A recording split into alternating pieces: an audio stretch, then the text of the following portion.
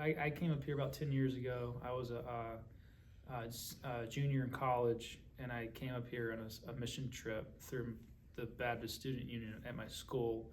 It was funded through the North American Missions Board. So that's how I got to. So we have six of us. My wife, her name is Hannah, and my stepson, his name is Abram.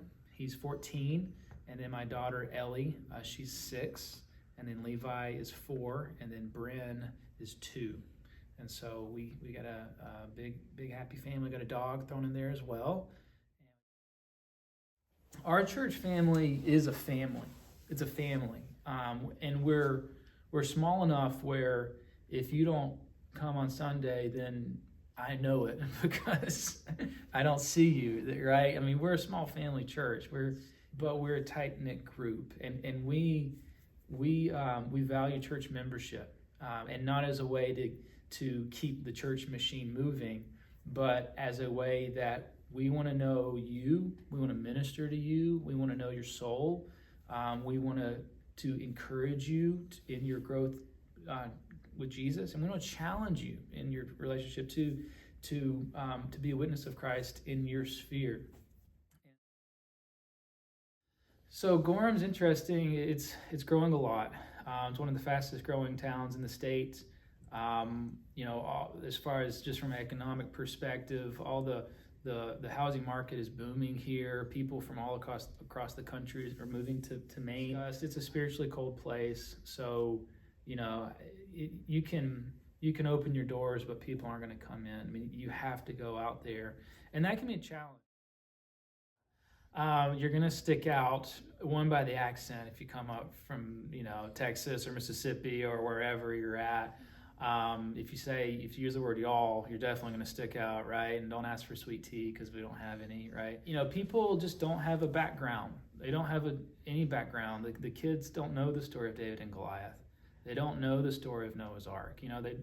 They have. I remember one big thing, kind of culture shock, whenever I first got up here. There was a high school graduation, and they held it Sunday morning at 10 a.m. And I remember thinking, why are they doing that? They got to go to church, right? That's not a thing. You know what I mean? So there's not a common ground in that space. That doesn't mean people are unwilling to talk with you. And I just had a conversation today with a guy, in a gospel conversation. They're willing to listen, but there has to be some relationship there. It's difficult, so it's hard. And for ministry in Maine, you have to be ready to do the hard, long work. It's not going to be quick.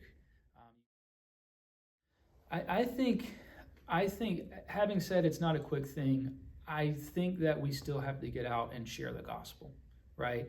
I think we have to, looking at Matthew 9, Matthew 10, Jesus looking at the crowds. He says he's moved with compassion for them, and he sent his people out to these sheep without a shepherd.